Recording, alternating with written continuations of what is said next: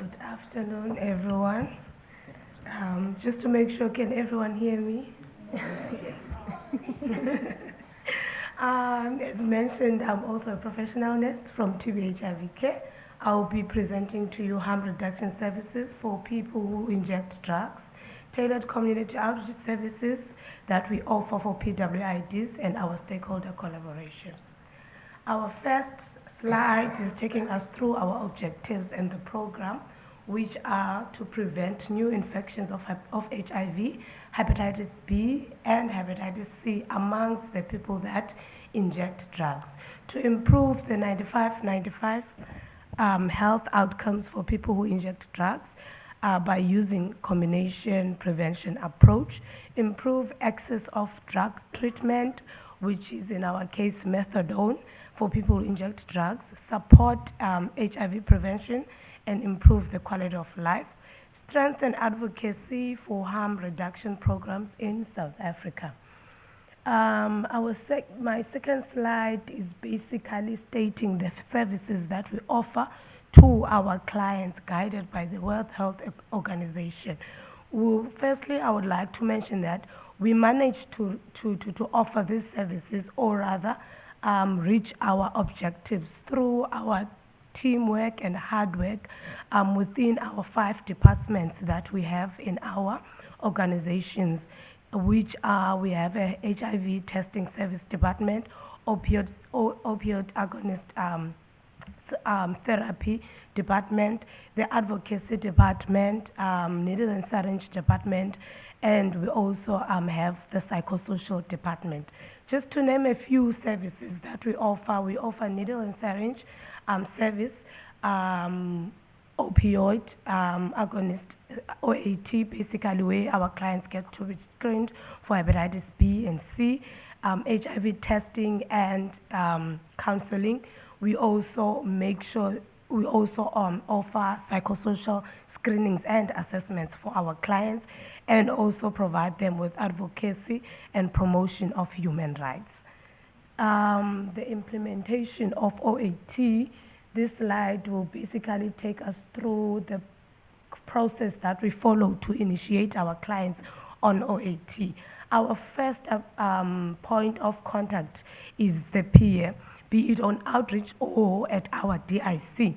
So a client would first meet with the peer client to be registered on the program, which is the PWID program. After that, a peer will refer the client to the psychosocial department for screenings and assessments.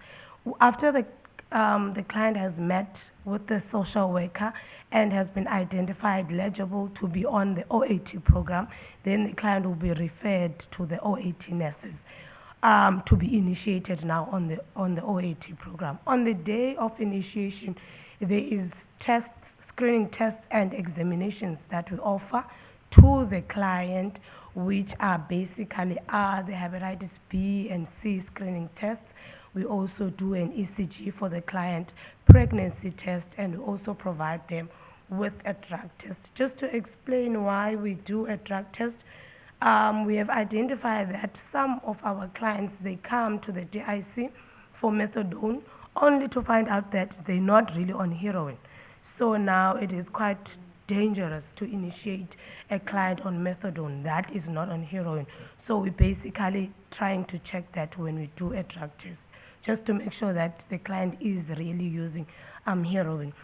We also try by all means to offer adherence group immediately, just to tell the client what is expected of them, and also tell them about the importance of adhering to the methadone, and also the importance of commitment to their appointment dates.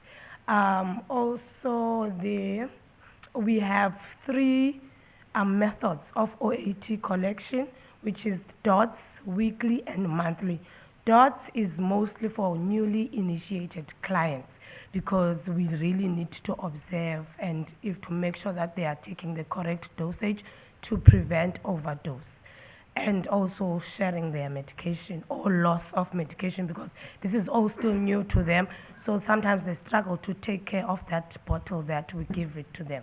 So a client would come to the DIC on a daily basis to be given medication, or rather to take medication in front of the nurse.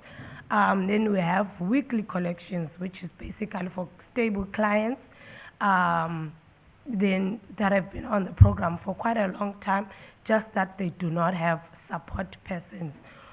A support person can be anyone, be it a wife, a mother, father, a friend, but it has to be someone you stay with and someone that has not used drugs before.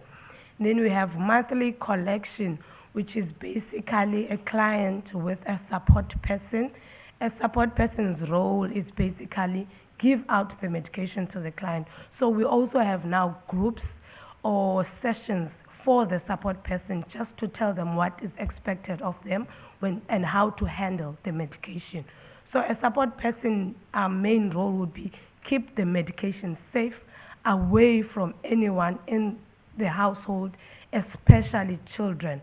And the support person is also responsible for giving the medication to the client on a daily basis. So a support person basically draws the medication up for the client and give them with a syringe. A client takes the medication and they store it away. We also advise a lockable drawer just to make for safety precautions. Decentralization of OAT services. OAT services were decentralized to improve accessibility, reduce barriers to care, and ensure that more service users could access treatment closer to their communities. In Cape Town, the TB-HIV KPWID team delivers OAT services in mapped PWID locations where outreach services also is conducted. So in Cape Town, we have 9 sites where we give out or where we provide OAT services in. We noticed that OAT is not accessible to everyone. Some of them couldn't go to the DIC. So we thought, let's go to the clients or let's go to the communities just to make sure that we improve accessibility of our services. So we managed to secure, or I would rather say we operate in 9 different sites within Cape Town. And in those sites, through stakeholder engagements, with our colleagues, meaning our other nurses that work in public facilities, through community leaders, through the support persons of our clients, and also with the assistance of our client. So we managed to secure 9 sites that we deliver OAT on, and 4 of those sites we basically have either a room or a space provided for us to provide our OST. Just to name a few, in a site called Mitchell's Plain, we use a community hall to give out methadone. In Wynberg, we have a room in one of the public health clinics that we give out methadone in.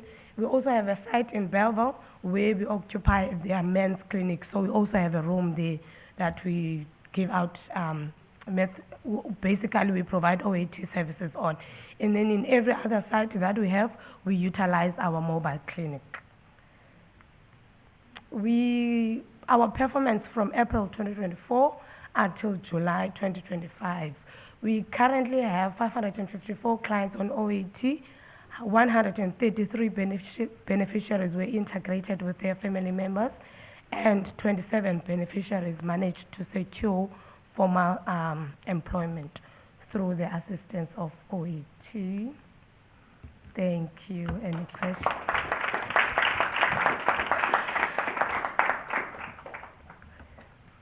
Thank you so much for the presentation. I'm not sure if we have any questions from the floor.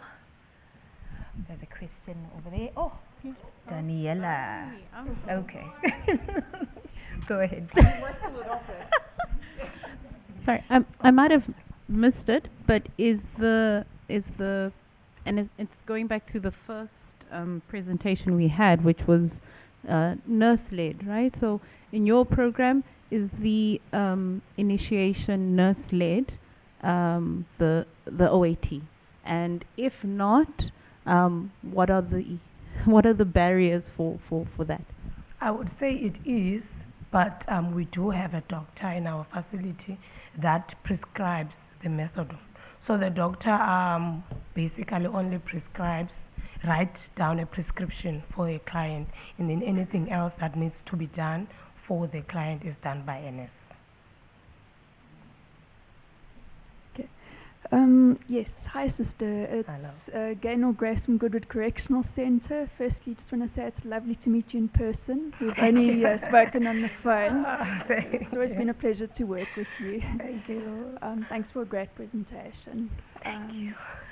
Just a question, of the clients that start the process to receive opioid agonist therapy, how many of those who start and then they go through the process, how many of them actually get to the point where they're ready to receive opioid agonist therapy, and how many drop out en route, just roughly?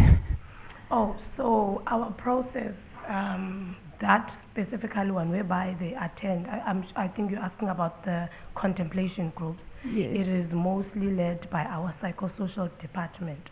So I wouldn't really know who pulled out during that period, but surely I would know of a client that is lost to follow up after they have been initiated on OAT. Okay, fair enough. Can I ask, the decentralisation of the OAT program, how hard is that? Like, how are you transporting that around, and how are you mixing it and delivering it? Do you have to take it every time, or? Not really hard. I think maybe because we're already used to it. Yes, I think so. So we basically take our DIC out there so basically you put everything in a collar box, your medication, test kits for hepatitis and HIV, your vaccine, and then you with the utilization of the mobile bus. But some of the things are stored in the mobile bus, like for example gloves, syringes and stuff like that are stored in the mobile bus. And then we just take those that needs to be like things like test kits, because the temperature needs to be monitored, so you can't store that in a mobile bus.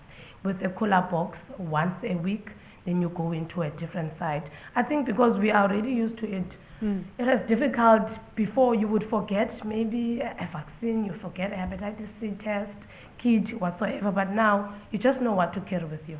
Yeah, with the OAT though, so the actual medication, Yes. the opioid agonist therapy, I mean, are you mixing it on site, or?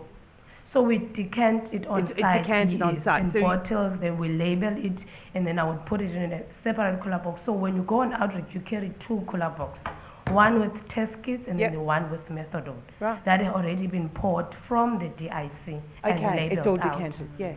Wow. Yeah. Wow. Do we do that? I don't think we do that. I think you think that sounds easy, but I don't think it is. It's very impressive. It's really incredible. Like, you know. Thank you. Yeah. Thank you. Yeah, I can add. Yeah, it is. Sorry, I work with them. Yeah, yeah, I'm their colleague. Yeah. No. I think like what pushed actually it is more also the demand from the service users, because like some of the people might have gone to a drop-in center. It's locally situated in the drop-in, like in the city of town, and we're providing the services in the whole Cape Town.